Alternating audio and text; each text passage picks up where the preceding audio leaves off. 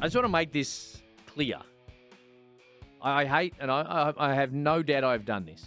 And in fact, I'm probably going to introduce a segment in the next couple of weeks called What If. But I hate the fact that Tom Stewart was brilliant on Thursday night. Unbelievable. But the conversation on the back of it was most certainly around if Tom Stewart had played in the grand final. If he had played in the grand final, it would have been any different. Well, I don't think that. Maybe the margin might have been a bit closer, but I still think Lions would have won the flag. The major change from the grand final from Thursday night was that Jack Henry kept Harris Andrews engaged, which is something that is easier said than done. And for the people who watch the grand final, and I'm assuming anyone who listens to this show or watches it on YouTube, absolutely watch the grand final. Somehow Harris Andrews only had 5 intercept marks on grand final day. It felt like 500. In the second half in particular, every time Geelong tried to go forward, Harris Andrews just plucked it out of the air. Good that they've learnt from that. But have they given away that tactic if they do meet in the grand final this year? So Brisbane now know that they're going to have to prepare for that.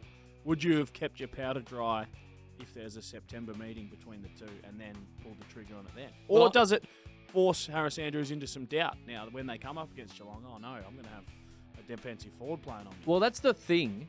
That is the thing that I look at where I understand Chris Scott, who's the master coach, has a little something up his sleeve and he throws it out on a Thursday night in May, right?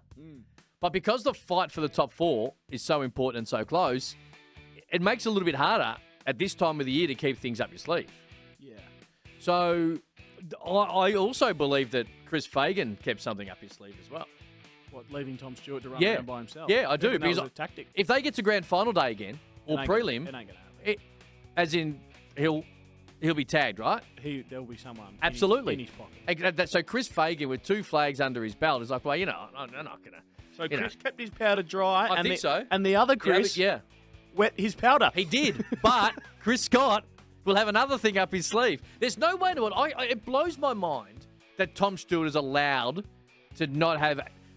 Last year we spoke about the fact that he got tagged. Might have been the year before. He had to go into the middle of the ground. They had to try and work through it, okay? A month ago, Geelong's worst performance, maybe in 2 years. I'm not going to count opening game because they rested about 8 dudes.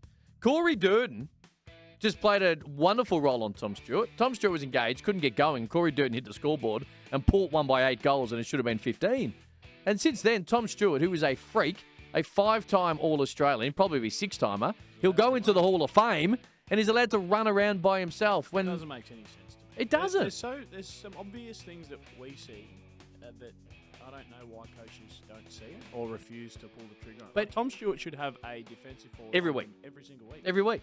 And he's just allowed to cruise and create a 7th defender behind the ball, which is what Geelong love. See, I don't mind it with Chris Fagan doing it because he's like, we'll probably see them in a big game, we'll back ourselves in and we'll do it in a grand final. Yep. But everyone else, like, shit, that's why it stuns me when I see the best midfielders run around with that. It's why it stuns me I don't see Blakey get a tag. So Geelong play Sydney this week. Yeah. You can't tell me that Dean Cox is going to let Tom Stewart roam by himself at GMHBA Stadium. Well, you can't tell me Chris Scott's going to let John Blakey just roam around by himself. Johnny Blakey. The lizard one. Yeah, well, exactly. They both should have players they should inside their socks. Absolutely like should a have piece it. of Harry Taylor ham inside the sock for 4 quarters.